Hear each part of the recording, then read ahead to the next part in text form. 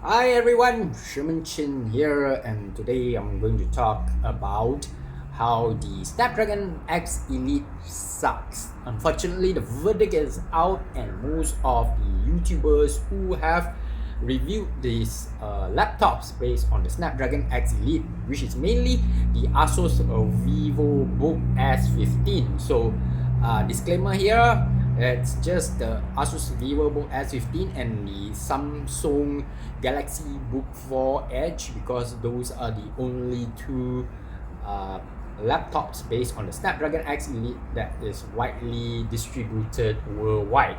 So let's listen to one of the YouTubers here talking about why it sucks. These things are not quite what Qualcomm promised. They're definitely slower and less battery efficient than Qualcomm tried to make it seem. And there's going to be a lot of growing pains when it comes to using ARM on Windows. It's just a problem that continues to be there. So when it comes to battery life, it appears that the MacBook Air M3 is 40% better than the Asus VivoBook S15 OLED, despite the fact that the MacBook Air has a smaller battery. Additionally, while the Qualcomm chips Okay, so remember the video I did yesterday. If you haven't watched it, you can watch it with the link down below.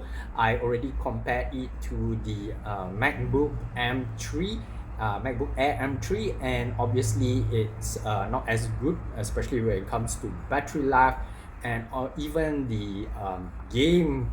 So the gaming or video gaming is still not as good. The performance is not as great.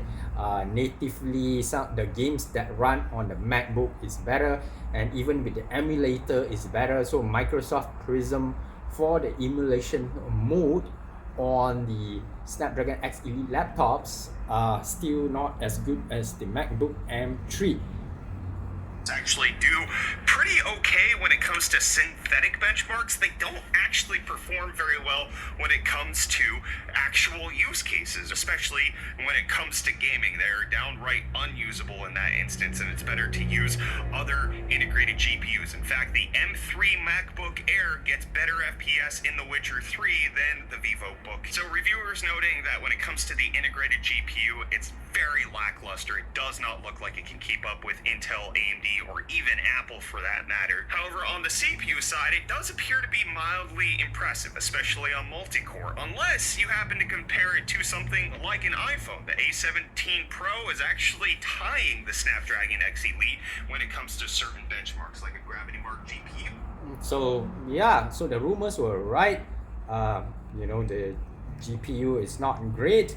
The CPU is okay if it's multi-core performance, but again, you need apps that are optimized for this, or software applications need to be optimized for the ARM architecture on the Snapdragon X Elite. So obviously we don't know how many of these applications are going to be developed. So one thing good is Qualcomm and Microsoft actually collaborated to make a very big hoo-ha, or just the hype. They created the hype for it, and some of the commenters are saying, why create the hype when it's not as great? Because you need the hype for the developers to actually want to develop on this platform, on the ARM architecture, so that we get more native applications, and then you'll actually see a boost in performance. Whether that happens or not is yet to be seen. The A17 Pro got nearly identical numbers, 2.3% difference between the two of them. So it looks like it's a mixed bag. Mostly the CPU hardware appears to be very good. The GPU hardware appears to be a little subpar, but the biggest frustration is going to be with the actual operating system. Windows on ARM still appears to be very restrictive. I will be doing a deep dive into multiple different devices over the next week or so, hopefully. So yeah, I guess when it comes to artificial intelligence, the Snapdragon X Elite is currently leading, simply because the Apple Intelligence is not out yet. But as you can hear from the reviewers, you can see that it's just not up to par, or not up to what they've hyped it up to be. And let's just listen to another reviewer while we have some time here. Okay. Fittingly, gaming especially x86 games that must be emulated, is exactly where the X Elite struggles the most, despite many promising early demos. But the VivoBook's not a gaming laptop. It's a Copilot Plus PC, so those fancy new AI features like translated live captions are here, although PC World notes that some of them appear to require an internet connection. Thankfully, Recall doesn't, because it's been sent for a timeout to think about what it's done, along with the rest of the review.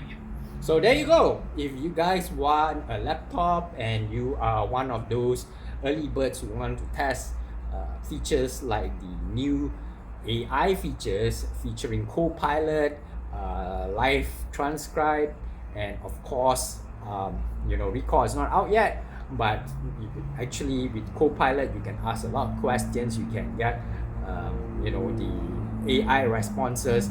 So if you want this and you want battery life that is quite okay, I would say it's comparable to a non-gaming laptop. I mean, it's better than a non-gaming laptop and comparable to the MacBook.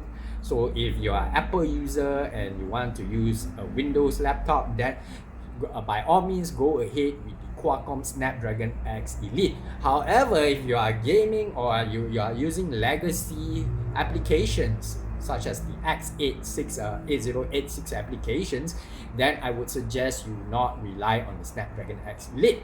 And that's it for now, and I hope you like videos like this. If you do, please do give me a thumbs up, like and subscribe, and click that notifications bell. Before I go, let me show you guys my Kaiser Beyond. You can get this from thomastools.com.my or with the link down below for 5% off, and it's a very fidgety tool that you can use to play around with, so that for display and also to use for cutting stuff.